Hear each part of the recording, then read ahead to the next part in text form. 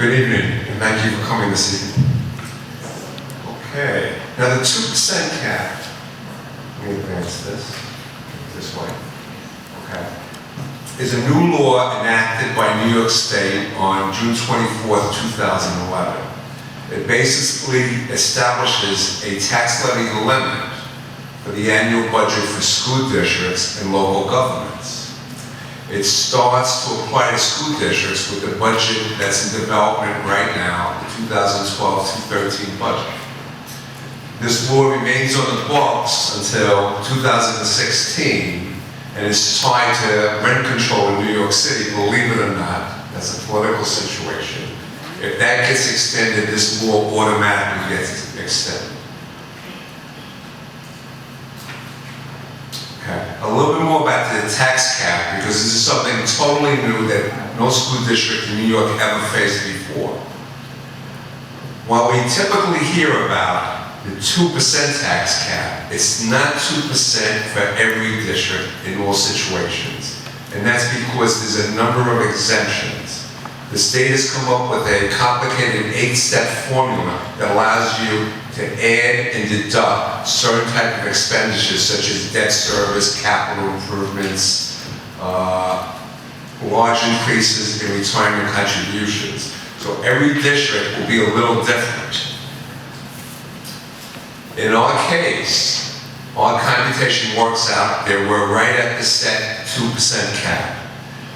Now, for a budget such as ours that's being proposed with a tax increase of 1.9%, it just requires a simple majority, 50% of the voters plus one, in order for it to pass, those voting in favor of the budget. If we had exceeded the tax cap, it would require a supermajority of 60% of the voters to approve it. Now, yes? Yes, it's a tax levy increase. So do you have to adjust it for loss of revenue, loss of the tax base? No, it doesn't get adjusted for that. Because the tax base is something the school district has no control over. That's done by Nassau County and the local governments. If we lose 3% to the tax base, what taxpayers are actually looking at is almost 5% increase. Well, if we look at the individual's bill, if everything remained equal, in other words, the same amount of assessed property on the tax rolls. We don't have that, and we haven't had it for 20 years, so I'm sure you factored that in. Well, we haven't had it, so. Okay, let me just explain for the audience. Okay. I think I know where you're going. Okay, if everything remained totally constant, the amount of assessed property on the tax roll, your individual assessments, when the district raises the tax levy 2%, your home bill would go up 2%. Now there's another variable in Nassau County called the base proportions. They tax 4 types of property differently. 1 and 2 family homes, apartments, utilities, and commercial. Now that's another variable where they shift the burden among the 4 classes. The only thing the school district and the school board controls is setting the tax levy. All the other computations of adjusted base proportions, assessments, exemptions, and the assessment roll are totally out of our hands. All right, but what I'm asking you is, if it does decrease by 2%, with the 1.98%, what we as Hempstead taxpayers are looking at is an increase of closer to 5% than the 2% cap. If you didn't have some other adjustments, it is possible, certainly. So what does the prognosis look like? Did you look at that? We have no input on that So whatsoever. you don't have any input, but you factored it. Let me say one way it does factor in a little bit. There's something called pilots, and that's an acronym for payments in lieu of taxes. We frequently hear about commercial business owners asking for abatement of taxes.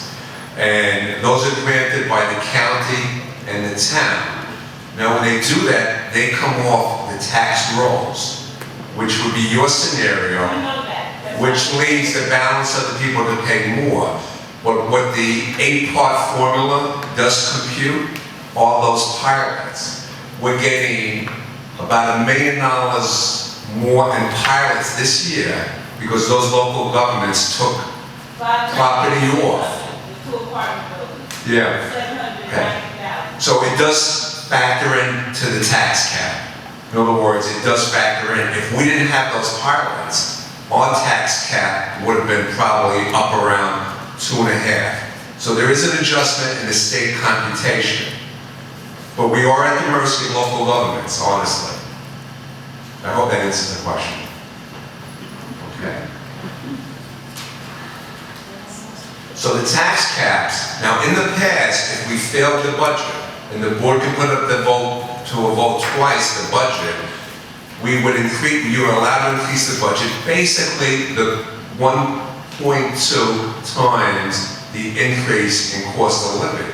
So in a traditional year, you can still get a 4% increase. With the new tax cap law, if the budget fails, you get absolutely 0. So it's so important for the budget to pass. Otherwise, it would really hurt the community and the district. So that's something we have to really be alert to. In the report card, the property tax report card, we're required to report how much property was lost in the maintenance, the title. What is that number? After this is adopted, we feed our information to the state on a format that they have, which is a property tax report card that also gets mailed home.